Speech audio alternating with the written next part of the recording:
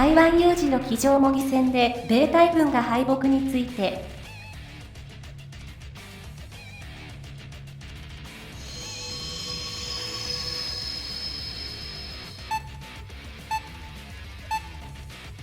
昨年よりかなり関係が悪化し、台湾海峡を挟んで睨み合いが続く中共と台湾ですが、米軍では台湾有事について机上模擬演習を繰り返し行っているようです。2021年3月21日の NBC ニュースが報じています。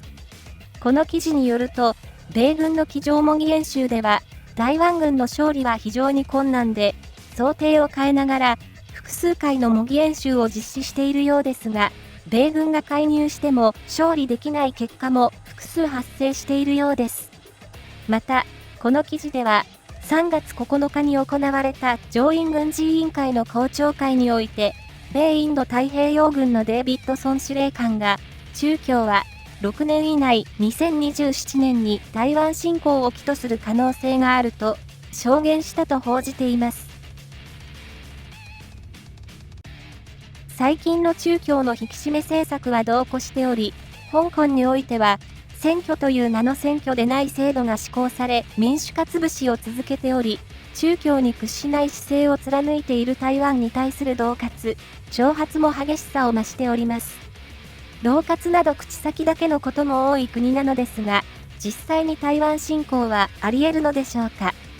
もし台湾有事が起きるようなことになれば、極東一帯での経済活動に大きな影響が出るのは必須で、台湾が世界をリードする産業分野である半導体などは不足して世界的な混乱が起きるのは間違いないでしょう。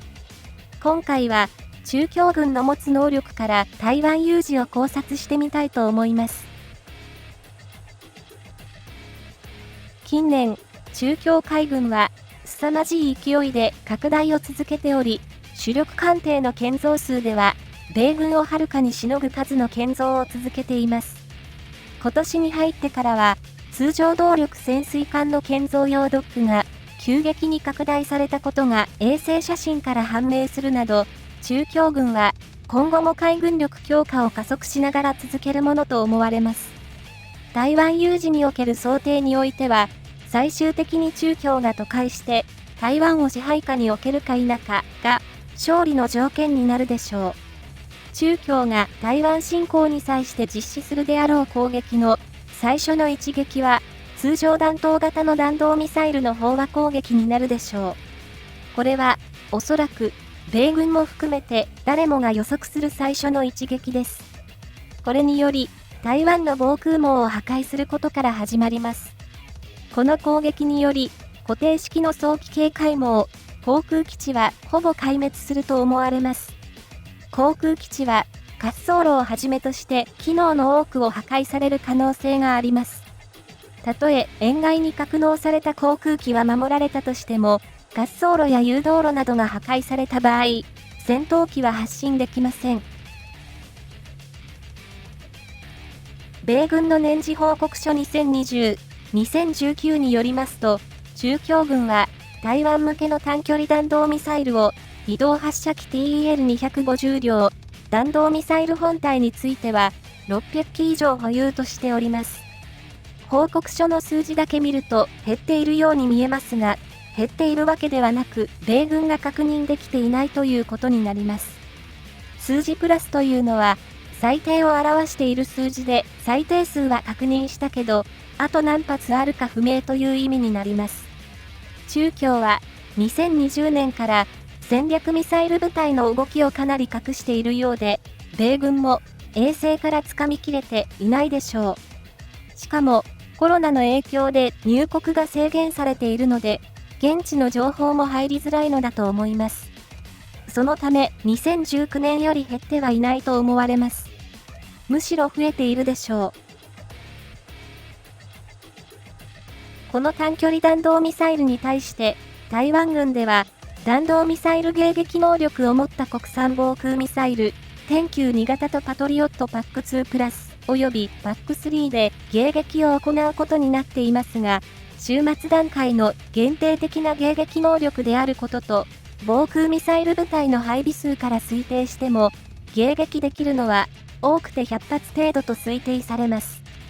最新型の天弓3型も、第一次生産分が生産完了されたと報道されており、間もなく配備されますし、PAC-3 MSE の導入も決まっておりますが、まだ配備されていません。TEL の数から、同時に発射される弾道ミサイル数は250機程度と推定され、250機の弾道ミサイルが同時に発射されると想定すると、150発以上は迎撃網を抜け着弾する想定であり、台湾軍が初期段階で大きな被害を受けるのは間違いないでしょう。仮に米海軍がイージス艦6隻を展開して弾道ミサイル迎撃に加わったとしても、搭載するミサイル数などから50発程度を追加で迎撃できるかどうかであり、やはり100発程度の着弾は免れず、第2波、第3波では弾切れで迎撃できないと思われます。しかも、2005年の時点では、中共軍の弾道ミサイルの半数必中海は300メートルもありましたが、2021年では20メートルから30メートル程度まで精度が上がっているとされており、かつ弾頭もクラスタータイプ、貫通弾タイプが導入されています。レーダーサイトなどの難目標については、クラスター弾、沿岸や地下施設については貫通弾頭が使用されると思われ、弾頭の使い分けで破壊効果も2005年時点より格段に向上しています。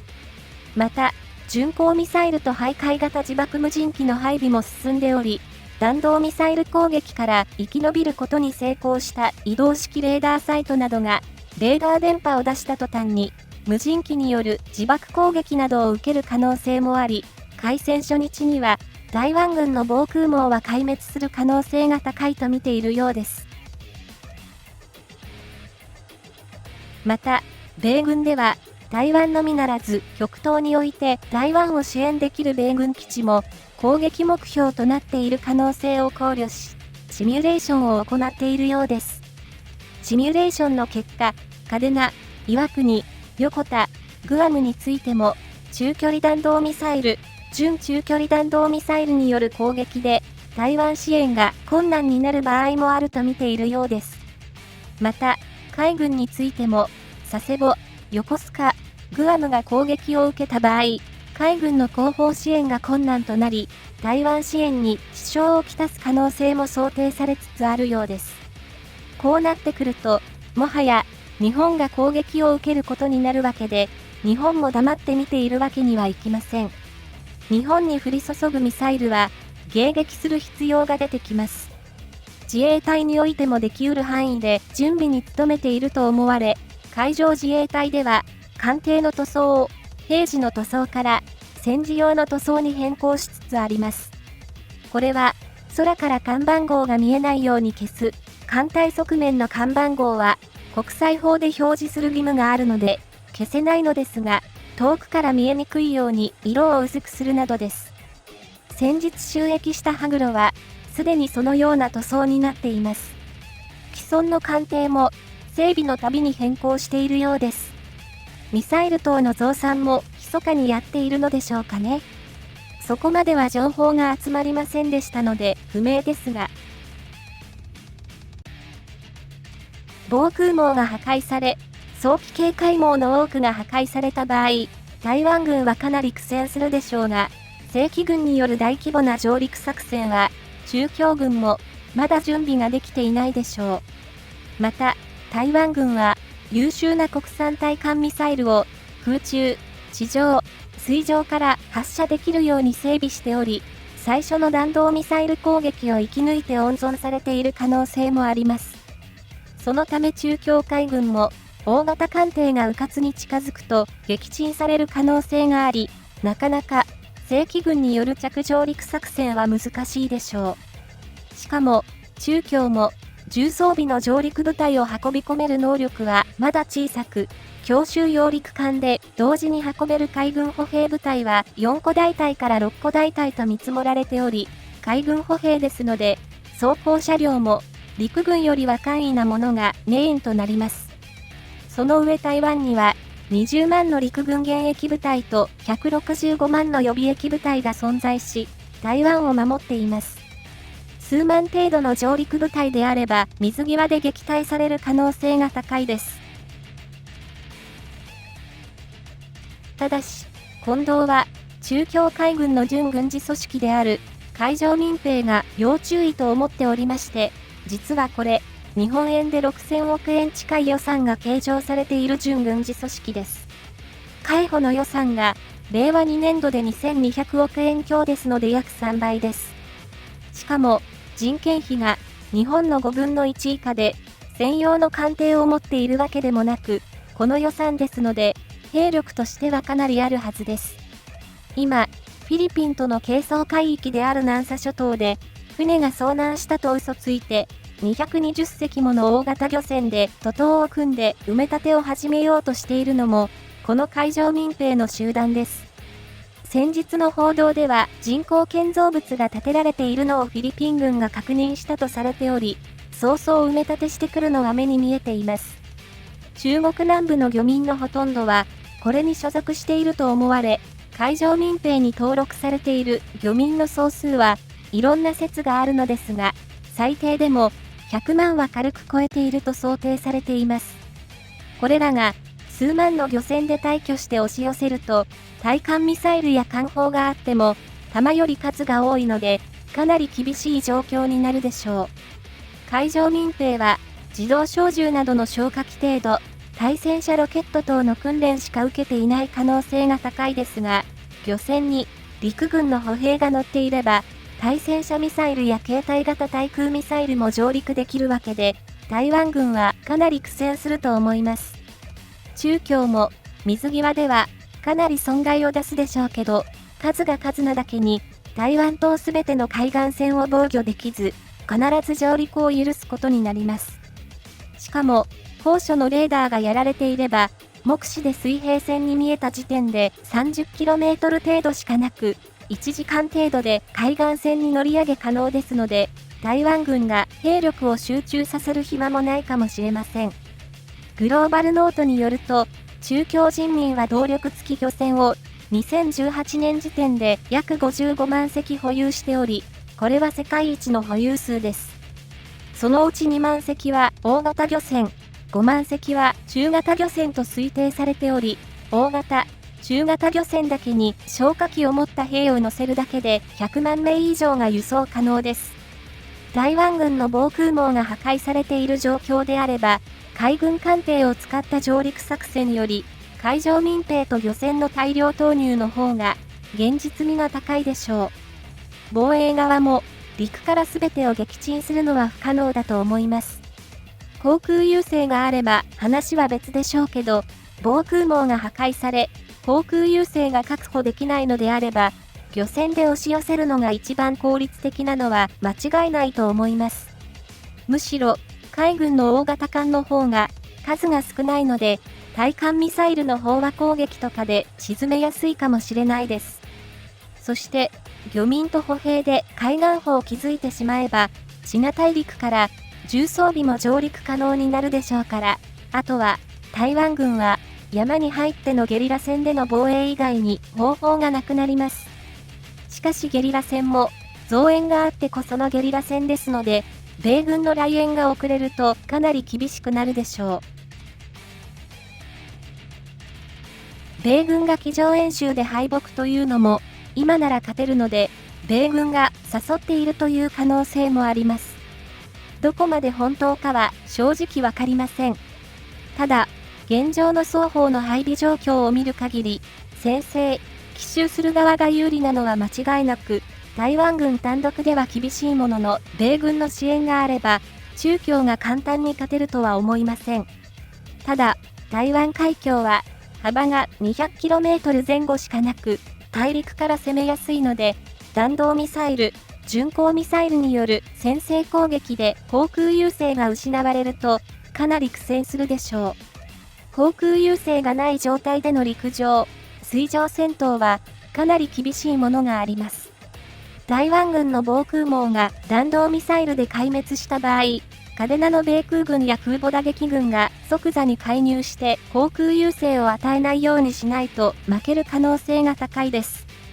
米軍の来援も空軍以外は即日は難しいでしょう。近くに空母打撃群がいれば別ですけど、いない時を狙ってくるでしょう。嘉手納の米空軍の戦闘機 F-15C、D の戦闘行動半径は 1900km であり、台北までは約 650km、南部の高尾ですと 850km になりますので、十分に戦闘が可能ですが、航空優勢を確保するために上空で常時待機するとなると、かなり負担になるでしょう。嘉手納の第18航空団には、2個戦闘飛行隊で40機強の戦闘機が配備されていると思われますが、数的にはかなり厳しい状況なので、三沢の第35戦闘航空団の F16CJ、40機もすぐに移動させないと厳しいでしょ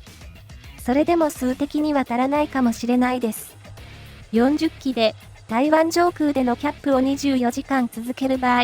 8機を台湾上空に置いておくのが精一杯ではないでしょうか。そして、嘉手納基地も弾道ミサイル攻撃にさらされる事態となった場合は、航空優勢を確保するには空母頼みとなりますが、空母打撃群にも対艦弾道ミサイルなどが撃ち込まれ、空母が損傷するような事態となれば、結構厳しい状況になるでしょう。米軍は6年以内と言っていますが、北京五輪がボイコットされ、国際的な孤立が深まれば、すぐにでも台湾侵攻を行う可能性はあると思います。要注意だと思います。また、米軍がこのような報告を議会に出すときは、何かを覚悟したときだと思いますよ。